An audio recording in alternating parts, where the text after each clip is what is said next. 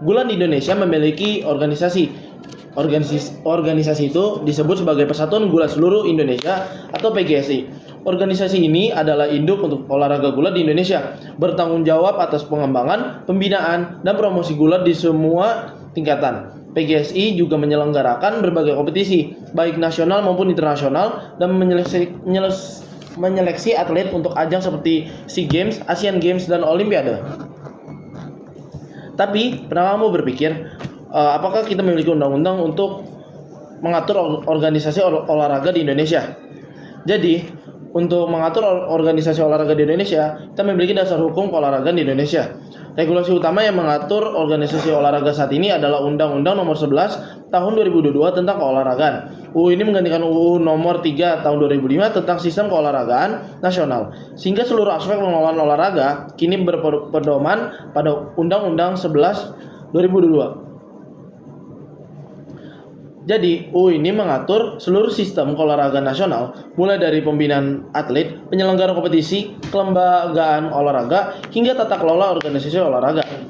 Undang-Undang Nomor 11 Tahun 2022 ini dibuat untuk menyederhanakan regulasi lama dan memastikan bahwa olahraga Indonesia dikelola secara profesional, akuntabel, transparan, dan berorientasi prestasi. Dalam Undang-Undang Nomor 11 Tahun 2022 terdapat beberapa poin penting terkait organisasi olahraga. Di antaranya adalah A. Organisasi olahraga sebagai lembaga mandiri. Organisasi olahraga diakui sebagai lembaga yang bersifat mandiri, termasuk induk organisasi, cabang olahraga, komite olahraga, hingga organisasi olahraga profesional. Dan B. Induk organisasi cabang olahraga. Undang-undang menegaskan bahwa setiap cabang olahraga hanya boleh memiliki satu induk organisasi resmi pada tingkat nasional. Induk organisasi ini bertanggung jawab dalam pembinaan atlet, peningkatan kualitas pelatih dari wasit, penyelenggaraan kompetisi, dan menjaga standar aturan pertandingan.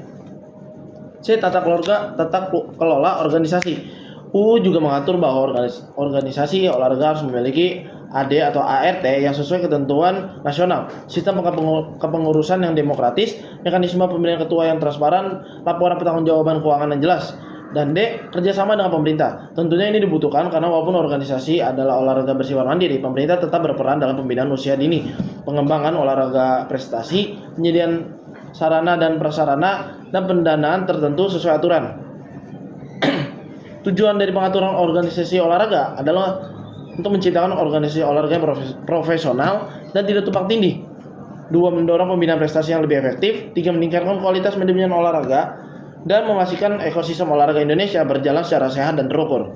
Jadi, olahraga di Indonesia dilandaskan berdasarkan undang-undang. Karena Indonesia adalah negara hukum, semua yang ada di Indonesia berlandaskan sesuai undang-undang. Untuk organisasi olahraga di Indonesia ini berlandaskan Undang-Undang Nomor 11 Tahun 2022 tentang keolahragaan yang mengatur struktur tata kelola orang pemerintah hingga mandat setiap induk organisasi cabang olahraga. Dengan adanya undang-undang ini diharapkan tata kelola olahraga nasional menjadi lebih profesional, transparan, serta mampu meningkatkan prestasi di tingkat nasional maupun internasional.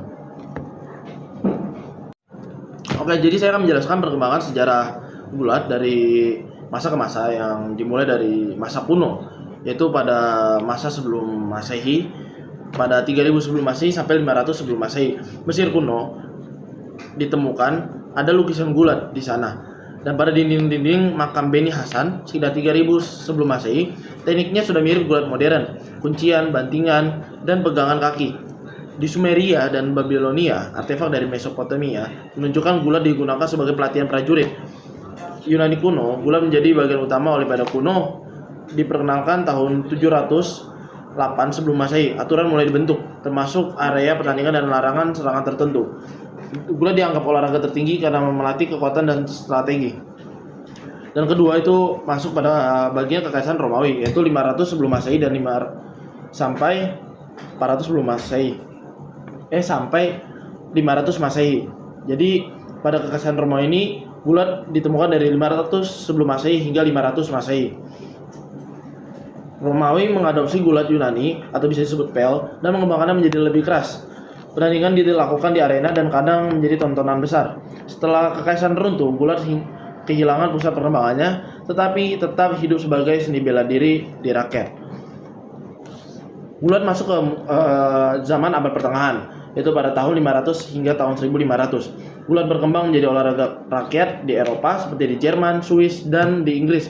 Setiap wilayah punya gaya khasnya masing-masing. Misalnya gaya Skewingen di Swiss, gaya Ringen di Jerman, dan gaya Cumberland Wrestling di Inggris. Gulat digunakan untuk latihan prajurit dan hiburan dalam festival desa. Gulat masuk ke abad ke-18 dan 19 sebagai formasi gulat modern. Di Eropa dan Amerika, gulat mulai dipertandingkan secara profesional. Catch as catch, can wrestling match di Inggris 1800-an. Gaya ini kemudian menjadi dasar gaya gulat freestyle. Aturan lebih jelas mulai ditetapkan, durasi, teknik ilegal, dan area pertandingan sudah mulai lebih jelas. Pada 1896, gulat masuk Olimpiade modern. Gulat Yunani Romawi dimasukkan sebagai cabang Olimpiade pertama, yaitu 1896. Gulat gaya bebas mulai masuk Olimpiade pada tahun 1904 di Saint Louis. Federasi Internasional atau bisa disebut FILA berdiri pada tahun 1912, menjadi badan pengatur global, sekarang dikenal sebagai United World Wrestling atau UWW. Akhirnya gulat masuk pada abad ke-20. Profesionalisasi dan diverifikasi awal pertengahan 1900-an. Gulat amatir berkembang melalui kompetisi internasional, kejuaraan dunia, dan olimpiade. Banyak negara membangun gaya nasional seperti gulat Turki, gulat Jepang atau bisa disebut sumo, dan gulat amatir. Gulat Soviet yang kemudian mendominasi panggung dunia. Dan pada akhir 1900-an, di Amerika muncul gulat profesional atau disebut pro wrestling seperti WWE. Ini lebih bersifat hiburan, berbeda dari gulat amatir. Gulat amatir menjadi cabang penting dalam olahraga sekolah dan universitas di Amerika Serikat, Rusia, Iran, Turki, dan negara-negara Eropa. Jadi WWE ini bersifat hiburan dan tidak real. Abad ke-21, modernisasi, digitalisasi, dan globalisasi, FILA berganti nama menjadi United World Wrestling 2014, memperbarui banyak regulasi. Kompetisi gulat wanita berkembang sangat pesat, masuk Olimpiade pada tahun 2004 atau bisa disebut Olimpiade Athena. Banyak perubahan aturan untuk meningkatkan dinamika dan keamanan, seperti modifikasi scoring system, pembatasan teknik berbahaya, pertandingan menjadi lebih cepat dan menarik. Gulat semakin mendunia berkat media digital, YouTube, dan promosi UWW.